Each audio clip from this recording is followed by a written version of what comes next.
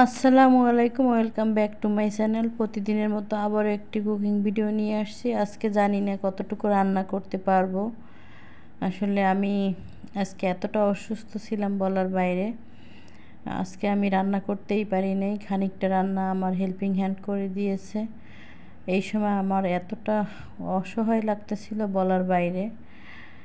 কোনো কাজ যখন আপনি করতে না পারেন তখন আসলে করার কিছু নেই। সকালে নাস্তাটা সম্পূর্ণই আমার হেল্পিং হ্যান্ড করে দিয়েছে।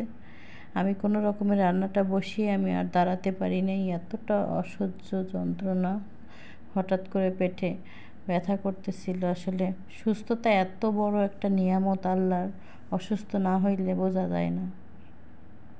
আর ইদানিং করে কেমন যেন হঠাৎ এত অসুস্থ হয়ে পড়তেছি বলার বাইরে। যাই হোক, রেডিমেড রান্না দ্রুত করে ফেলতেছি, বাচ্চারা খাবে।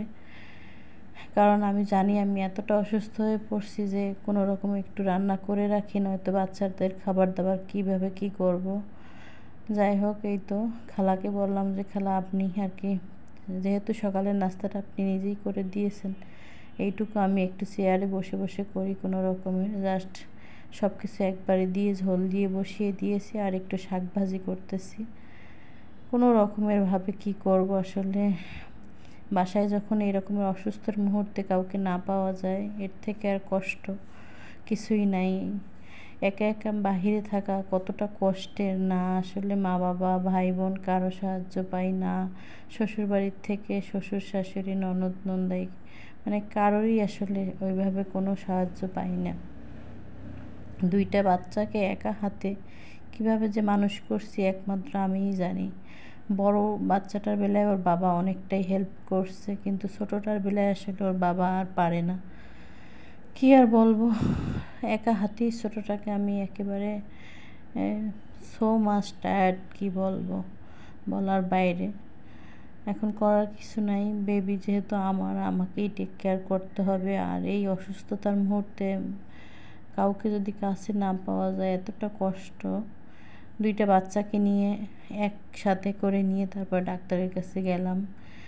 অর্ধেক সময় হয়ে যাওয়ার পরে আবার বাচ্চা দুইটাকে তার বাবার অফিসে পাঠিয়ে দিলাম, কারণ বাচ্চা দুইটা কোথায় থাকবে, একা একা তো থাকতে পারবে না। এইভাবে আসলে চলে না। অনেক সময় যে একা থাকার কষ্টটা, এই রকমের কষ্টের মুহূর্তে আসলে বেশি বেশি রিয়ালাইজ হয়।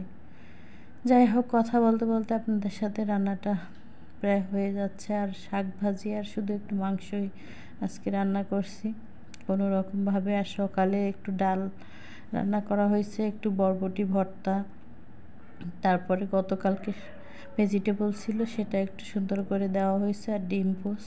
এইটা দিয়েই আর কি ওর বাবা সকালে খেয়ে, বাচ্চাদের বাবা সকালে খেয়ে অফিসে চলে গেছে। তারপরে আমি ব্যথাটা একটু কোনো রকমের কমছে, তারপরে যে এইটুকু যে দাঁড়িয়ে রান্না করছি, বিশ্বাস করবেন না, তারপরে এতটা অসহনীয় যন্ত্রণা। আমি কোনো রকমের আমার বড় মেয়েটা স্কুল থেকে আসলে ওর বাবা দ্রুত গাড়ি পাঠিয়ে দিয়েছে, অফিস থেকে একজন লোক দিয়েছে। তারপরে আমি ডাক্তারের কাছে গেছি সদর হসপিটালে, কারণ আমি এমন সময় অসুস্থ, এই সময় কোনো ক্লিনিকে কোনো ডাক্তার পাওয়া যাবে না। আর সদর হসপিটালে ডাক্তাররা সব সময় ভালো হয়, ক্লিনিকের আসলে ওই রকমের আমি ওইভাবে করি না। সরকারি হাসপাতালে ট্রিটমেন্ট অনেক ভালো।